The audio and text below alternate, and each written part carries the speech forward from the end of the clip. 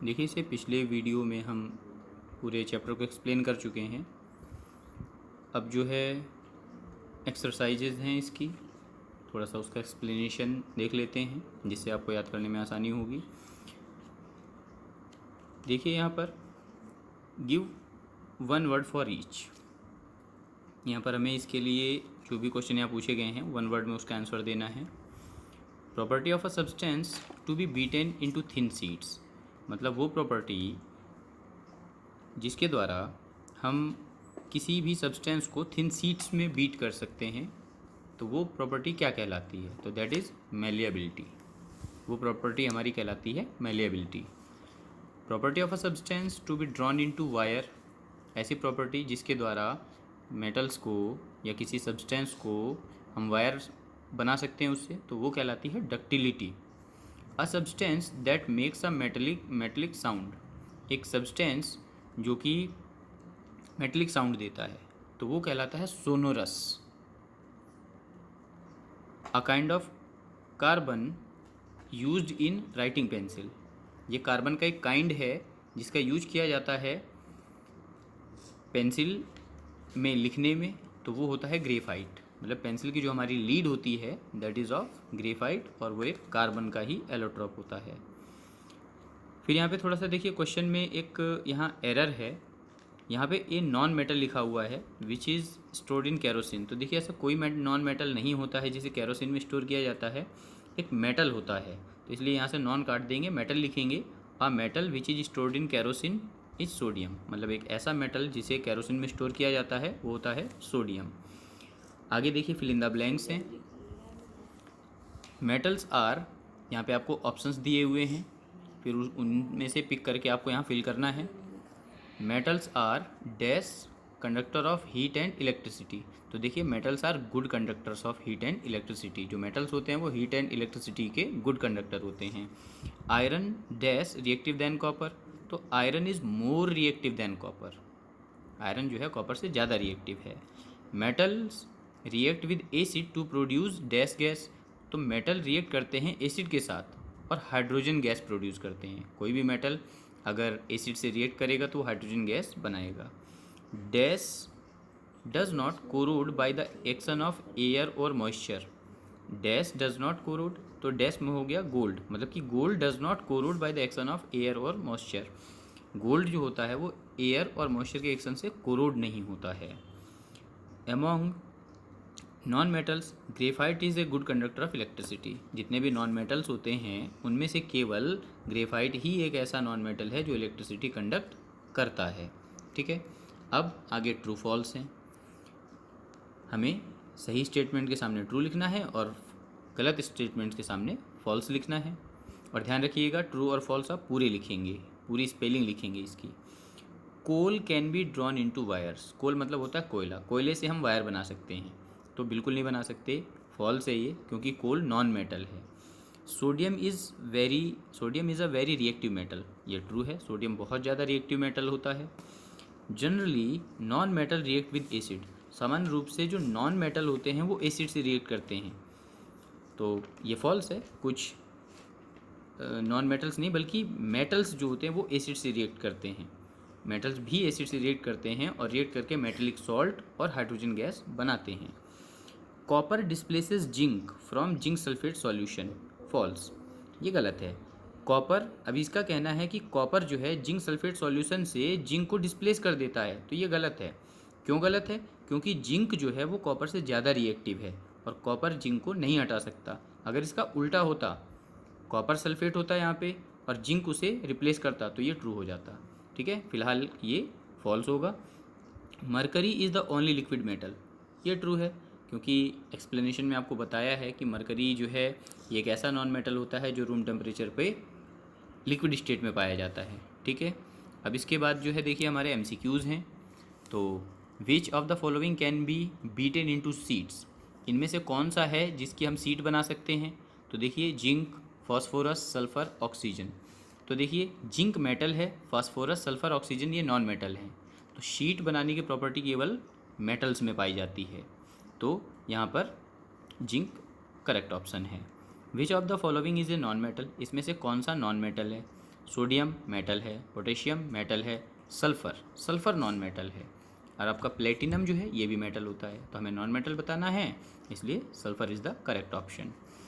Which of the following is most reactive metal, इनमें से कौन सा मेटल जो है वो सबसे ज़्यादा रिएक्टिव है? ऑप्शन है magnesium, gold, platinum and sodium. देखिए, तो मैग्नीशियम, गोल्ड, प्लेटिनम ये रिएक्टिविटी सीरीज में सब सोडियम से नीचे आते हैं, तो जो सोडियम होगा वो यहाँ पर सबसे हाईएस्ट रिएक्टिव मेटल होगा, मतलब मोस्ट रिएक्टिव मेटल इनमें से जो है वो सोडियम है। ठीक है। Which of these metal can displace all the other 3 metals from their salt solution. देखिए, तो इसमें से कह रहा है कि इनमें से, यहाँ पे आपको दिया हुआ है कॉपर, आयरन, सिल्वर और जिंक, कह रहा है इनमें से कौन सा मेटल है जो बाकी तीन को उनके सॉल्ट सॉल्यूशन से डिस्प्लेस कर सकता है। तो देखिए, रिएक्टिविटी सीरीज को देखते हैं हम, और यहाँ पर आपने एक ये रिएक्टिविटी सीरीज जो है ये देखी थी, इसमें हम देख सकते हैं कि जिंक जो है आयरन, कॉपर और सिल्वर सबसे ऊपर है, तो इसका मतलब कि जो आपका जिंक होगा वो सबसे ज़्यादा रिएक्टिव है। ठीक है, तो जिंक जो है बाकी तीनों को उनके सॉल्ट सॉल्यूशन से डिस्प्लेस कर देगा। अब आगे देखते हैं, which one of them of the following statement is correct, इनमें से कौन सा स्टेटमेंट करेक्ट है? देखिए, यहाँ पे कहा जा रहा है ऑल मेटल्स आर डक्टाइल, सभी मेटल डक्टाइल होते हैं, बिल्कुल सही बात है। All non metals are ductile, कि सभी नॉन मेटल डक्टाइल होते हैं, तो ये एकदम गलत बात है, नहीं होते। जनरली मेटल्स आर डक्टाइल, सामान्य रूप से मेटल डक्टाइल होते हैं, और some non metals are ductile, कुछ नॉन मेटल डक्टाइल होते हैं, तो नॉन मेटल बिल्कुल भी डक्टाइल नहीं होते। तो all metals are ductile, this option is correct, क्योंकि सभी मेटल्स डक्टाइल होते हैं। ठीक है, अब इसके आगे आपके डिफाइन है, डिफ्रेंशिएट हैं और शॉर्ट एंड लॉन्ग आंसर्स हैं। देखिए, डिफाइन में है, define the following terms. Malleability, तो सबसे पहले मेलेबिलिटी को हम कैसे डिफाइन करेंगे? तो the property of metals due to which they can be hammered into thin sheets is called malleability. Malleability जो होती है ये एक ऐसी प्रॉपर्टी होती है, मेटल्स की ऐसी प्रॉपर्टी जिसके कारण उन्हें हैमर करके थिन शीट्स में चेंज किया जा सकता है। हैमर मतलब हो गया हथौड़े से पीटना, हथौड़े से पीट कर उनको सीट बना सकते हैं, तो वो ये प्रॉपर्टी कहलाती है malleability. The second one is ductility. Ductility, the property of metals due to which they can be stretched into thin wires is called ductility. Metals की ऐसी प्रॉपर्टी जिनके कारण उनको पतले पतले वायर्स में स्ट्रेच किया जा सकता है, वो कहलाती है डक्टिलिटी। फिर कंडक्टिविटी, तो कंडक्टिविटी से हमारा मतलब होता है हीट और इलेक्ट्रिसिटी को कंडक्ट करना। The property of metals due to which they transfer heat and electricity through themselves are called is called conductivity. मतलब मेटल्स की ऐसी प्रॉपर्टी जिसके कारण वो अपने आप में से हीट को और इलेक्ट्रिसिटी को ट्रांसफ़र होने देते हैं, कहलाता है conductivity. Sonority, the property of metals due to which they produce a ringing sound is called sonority. मतलब एक ऐसी प्रॉपर्टी जिसके कारण मेटल्स रिंगिंग साउंड देते हैं, ये कहलाती है sonority. Rusting, the action of air and moisture due to which a red brown layer forms on the surface of iron is called rusting। देखिए, ये क्या होता है, ये एक्शन एयर और मॉइस्चर के एक्शन के द्वारा आयरन के ऊपर क्या होता है कि एक रेड ब्राउन लेयर बन जाती है, ये कहलाती है रस्टिंग। अब देखिए, इसके आगे है कोरोजन। तो when the metals are eaten up gradually by the action of air, moisture and chemicals is known as corrosion. जब मेटल्स को धीरे धीरे ईटअप किया जाता है by the action of air, moisture and chemical, मतलब कि एयर के द्वारा, मॉइस्चर के द्वारा, मॉइस्चर का मतलब होता है नमी, और केमिकल्स के द्वारा जब मेटल्स को धीरे धीरे गलाया जाता है, तो ये प्रोसेस कहलाती है corrosion. Displacement, when a highly reactive metal takes the place of low reactive metal, this process is called displacement. जब हाईली रिएक्टिव मेटल किसी लो रिएक्टिव मेटल की जगह ले लेता है और उसको हटा देता है, तो ये प्रोसेस कहलाती है डिस्प्लेसमेंट। आगे देखिए, एक्टिविटी सीरीज है। The activity series of metals is a list of common metals arranged in the decreasing order of reactivity. देखिए एक्टिविटी सीरीज जो है मेटल्स की, ये एक सीरीज होती है जिसमें मेटल्स को उनके रिएक्टिविटी के अकॉर्डिंग डिक्रीजिंग ऑर्डर में रखा गया है। मतलब जो सबसे ऊपर होगा वो हाईली रिएक्टिव होगा, जो उससे नीचे होगा वो पहले वाले से कम रिएक्टिव होगा, और जो सबसे नीचे होगा वो सबसे कम रिएक्टिव होगा। ठीक है, तो ये कहलाती है आपकी एक्टिविटी सीरीज। अब डिफ्रेंशिएट हम देखेंगे, differentiate between malleability and ductility. Malleability और डक्टिलिटी में क्या डिफरेंस है? तो देखिए जैसे कि हमने उसकी डेफिनेशन ही देख ली है, तो उसी की डेफिनेशन जो है वही उसकी डिफरेंस है। तो मेलिएबिलिटी क्या होती है? The property of metals due to which they can be hammered into thin sheets is called malleability. मतलब कि मेटल्स की ऐसी प्रॉपर्टी जिसके कारण उनको थिन शीट्स में चेंज किया जाता है वो कहलाती है मेलिएबिलिटी। और डक्टिलिटी क्या होती है? The property of metals due to which they can be stretched into thin wires is called ductility. मतलब मेलिएबिलिटी जो है इसका यूज करके हम उसे थिन शीट में चेंज करते हैं, और डक्टिलिटी का यूज करके हम उससे पतले तार बनाते हैं। ठीक है, तो यही दोनों में डिफरेंस है। अब मेटल एंड नॉन मेटल्स में क्या डिफरेंस है? वैसे तो देखिए मेटल और नॉन मेटल में बहुत डिफरेंस होते हैं। ठीक है, कुछ यहाँ पर हमने लिए हुए हैं। मेटल्स की बात करें अगर हम, तो all the metals are malleable and ductile. सारे मेटल्स जो मेलेबल होते हैं और डक्टाइल होते हैं। They conduct heat and electricity. Metals जो होते हैं वो हीट और इलेक्ट्रिसिटी कंडक्ट करते हैं। They are hard. मेटल्स जो होते हैं वो जनरली हार्ड होते हैं। They have high melting and boiling point. उनका मेल्टिंग और बॉइलिंग पॉइंट हाई होता है।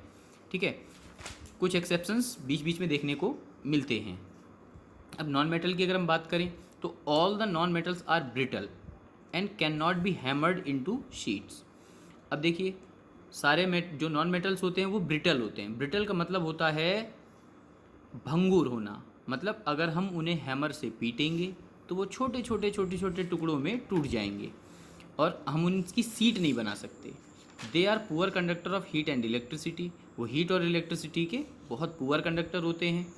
ठीक है, दे आर सॉफ्ट। वो सॉफ्ट होते हैं। They have low melting and boiling point. उनका जो है मेल्टिंग और बॉइलिंग पॉइंट बहुत कम होता है। ठीक है, पुअर कंडक्टर मतलब हम यहाँ पे ये भी कह सकते हैं कि वो कंडक्ट करते ही नहीं है, हीट और इलेक्ट्रिसिटी को वो कंडक्ट करते ही नहीं है। यहाँ पे हम बैड कंडक्टर भी लिख सकते हैं। ठीक है, आगे देखिए ductility and tensile strength. Ductility देखिए क्या होती है? Ductility the property of metal due to which they can be stretched into thin wires is called ductility. Ductility किसी भी मेटल की ऐसी प्रॉपर्टी होती है जिसके द्वारा हम उसको थिन वायर्स में स्ट्रेच कर सकते हैं। देखिए कई बार आया हुआ है, ये कई बार यूज हुआ है। आप इसे याद कर लेंगे तो बहुत आसानी होगी आपको। अब देखिए टेंसिल स्ट्रेंथ क्या होती है? टेंसिल स्ट्रेंथ मतलब होता है तन्यता। तन्यता मतलब किसी भी चीज़ को हम खींचें और वो टूटे ना, तो वो टेंसिल स्ट्रेंथ कहलाती है। तो the property of metals due to which they bear a lot of weight without breaking is known as tensile strength. Metals की ऐसी प्रॉपर्टी जिसके कारण वो बहुत ज़्यादा वेट को बिना टूटे बियर कर लेते हैं वो कहलाता है tensile strength. Most reactive and least reactive metal. अब most reactive and least reactive metals क्या होते हैं? तो देखो most reactive metal, a most reactive metal can displace a least reactive metal from its compound. अब देखिए मोस्ट रिएक्टिव मेटल जो होता है ये एक लीस्ट रिएक्टिव मेटल को उसके कंपाउंड से हटा सकता है, या यूँ कहें कि उसके सॉल्ट सॉल्यूशन से हटा सकता है। अब least reactive metal, A least reactive metal can not displace a most reactive metal from its compound. जो लीस्ट रिएक्टिव मेटल होता है ये मोस्ट रिएक्टिव मेटल को उसके कंपाउंड से या उसके सॉल्ट सॉल्यूशन से डिस्प्लेस नहीं कर सकता है। ये दोनों का डिफरेंस होता है। अब देखिए short question answer. Why are aluminium foil use to wrap food item. Aluminium foil का यूज जो है हम फूड आइटम को रैप करने के लिए क्यों करते हैं? तो देखिए being a metal aluminium possess the property of malleability. अब जो एल्यूमिनियम होता है ये मेटल है और ये इसके अंदर मेलिएबिलिटी की प्रॉपर्टी होती है, and it can be change into thin sheets जिसको फॉयल कहते हैं हम। तो इसको हम थिन शीट्स में चेंज कर सकते हैं जो कि फॉयल कही जाती है, which is use to wrap food items, जिसमें जो है फूड आइटम्स रैप किए जाते हैं। जैसे रोटियां लपेटने के लिए भी जो है हम गोल्ड इसका एल्यूमिनियम फॉयल का यूज करते हैं। और भी कारण होते हैं, ये काफ़ी इजीली अवेलेबल होने वाला है, सस्ता है, इस वजह से भी जो है हम एल्यूमिनियम फॉयल का यूज करते हैं।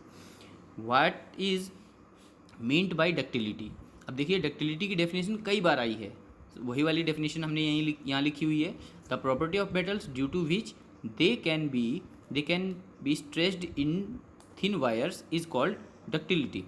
ठीक है, तो मेटल्स की ऐसी प्रॉपर्टी जिसके कारण जो है इनको थिन वायर में स्ट्रेच किया जा सकता है, ये कहलाती है ductility.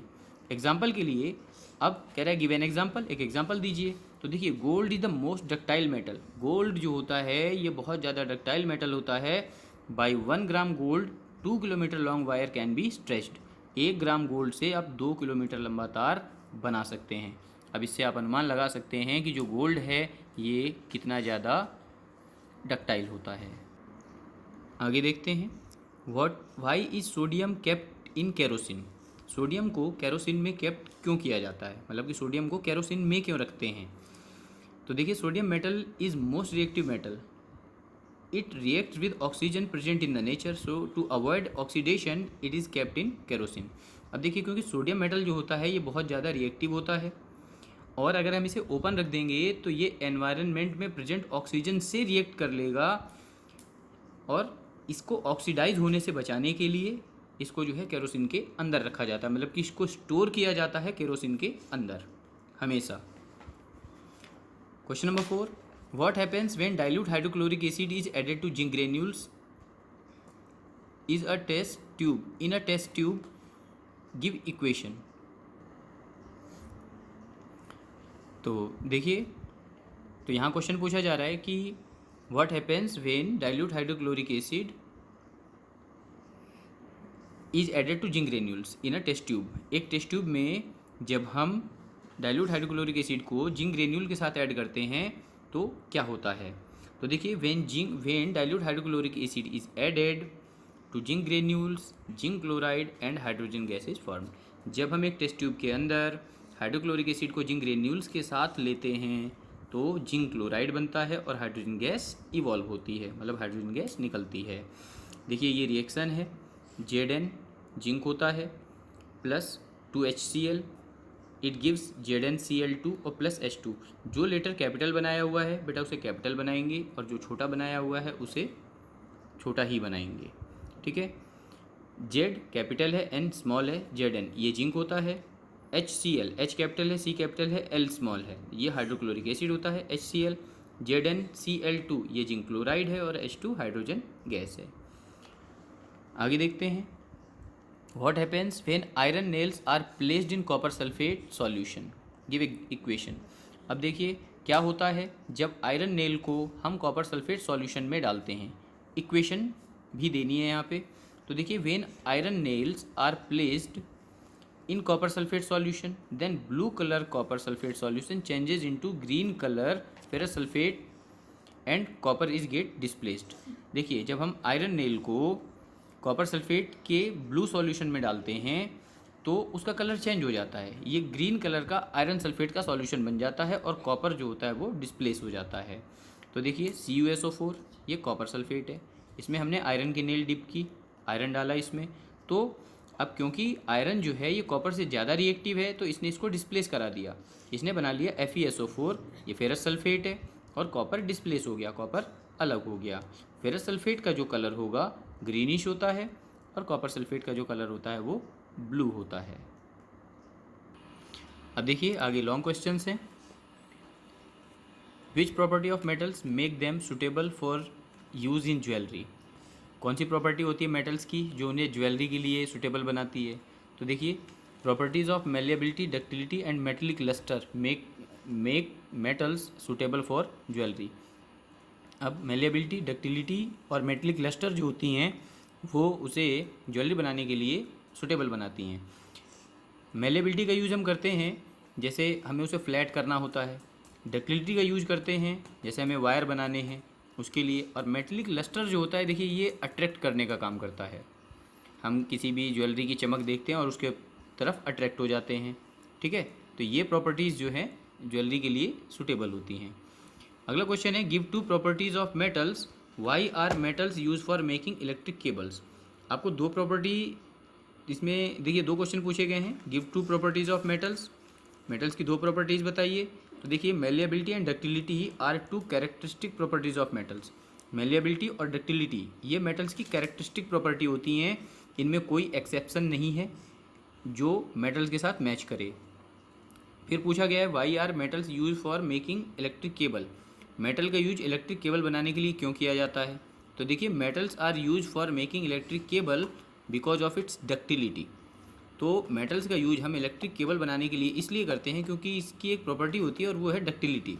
Because of ductility metals can be stretch in wires. और डक्टिलिटी के कारण जो है मेटल्स को वायर में स्ट्रेच किया जा सकता है। आगे है corrosion. Define corrosion. Why do copper vessels turn green with the passage of time. अब देखिए कोरोजन क्या होता है। When the metals are eaten up gradually by the action of air moisture and chemicals is known as corrosion. जब metals को धीरे धीरे air moisture और केमिकल्स के द्वारा ईट अप कर लिया जाता है तो ये प्रॉपर्टी कहलाती है, ये प्रोसेस जो है ये कहलाती है कोरोजन। अब copper vessel turn green. Copper vessel जो होते हैं ये ग्रीन हो जाते हैं। क्यों हो जाते हैं? तो उसके पीछे कारण है because of the deposition of copper carbonate layer on the surface. क्योंकि कॉपर वेजल्स के सरफेस पे कॉपर कार्बोनेट की लेयर बन जाती है। This layer forms due to the reaction of copper with moisture and carbon dioxide. देखो CO2 जो है ये कार्बन डाइऑक्साइड होता है प्रेजेंट इन एयर। तो ये लेयर इसलिए बनती है क्योंकि एयर में मॉइस्चर और कार्बन डाइऑक्साइड होती है। तो कॉपर जब मॉइस्चर और कार्बन डाइऑक्साइड से रिएक्ट करता है तो ये कॉपर कार्बोनेट की एक लेयर बना लेता है। ठीक है। अगला क्वेश्चन है what is displacement reaction. Displacement reaction क्या है? Explain statement. अब नीचे एक स्टेटमेंट दिया हुआ है उसे एक्सप्लेन करना है। स्टेटमेंट क्या है? Iron can displace copper from its salt solution. जो आयरन है ये कॉपर के सॉल्ट सॉल्यूशन से कॉपर को डिस्प्लेस कर सकता है, but copper can not displace iron from its salt solution. लेकिन जो कॉपर है वो आयरन के सॉल्ट सॉल्यूशन से आयरन को डिस्प्लेस नहीं कर सकता। तो अब सबसे पहले व्हाट इज डिस्प्लेसमेंट रिएक्शन। तो देखिए हेडिंग डाली हमने displacement reaction. Those reactions in which highly reactive metal displaces the low reactive metal. ठीक है, दो ऐसी रिएक्शंस जिसमें हाईली रिएक्टिव मेटल जो होता है वो लो रिएक्टिव मेटल को डिस्प्लेस कर देता है। कहाँ से डिस्प्लेस करता है? तो वो डिस्प्लेस करता है फ्रॉम इट्स सॉल्ट सॉल्यूशन, इसके सॉल्ट सॉल्यूशन से, आर कॉल्ड डिस्प्लेसमेंट रिएक्शंस। तो उन्हें डिस्प्लेसमेंट रिएक्शंस कहा जाता है। अब देखिए स्टेटमेंट इन्होंने दिया था कि iron can displace copper from copper sulphate solution, कि आयरन जो होता है वो कॉपर सल्फेट सॉल्यूशन से कॉपर को डिस्प्लेस कर देता है। क्यों करता है? Because iron is more reactive than copper, क्योंकि आयरन कॉपर से ज़्यादा रिएक्टिव है। तो देखिए रिएक्शन क्या होती है, Fe ये आयरन है, CuSO4 ये कॉपर सल्फेट है, और जब ये दोनों आपस में रिएक्ट करेंगे तो ये FeSO4 बनाएगा, मतलब कि फेरस सल्फेट बनाएगा और कॉपर डिस्प्लेस हो जाएगा। ठीक है। अब copper can not displace iron from ferrous sulphate solution. जो कॉपर है वो फेरस सल्फेट सॉल्यूशन से आयरन को डिस्प्लेस नहीं कर सकता। क्यों? Because copper is less reactive than iron, क्योंकि जो कॉपर है वो आयरन से कम रिएक्टिव है। मतलब कि अगर हम कॉपर की आयरन सल्फेट से रिएक्शन कराएंगे तो कोई रिएक्शन नहीं होगी। ठीक है। तो आशा करता हूँ कि अब आपको समझ में आ गया होगा और याद करने में आपको कोई भी प्रॉब्लम नहीं आएगी।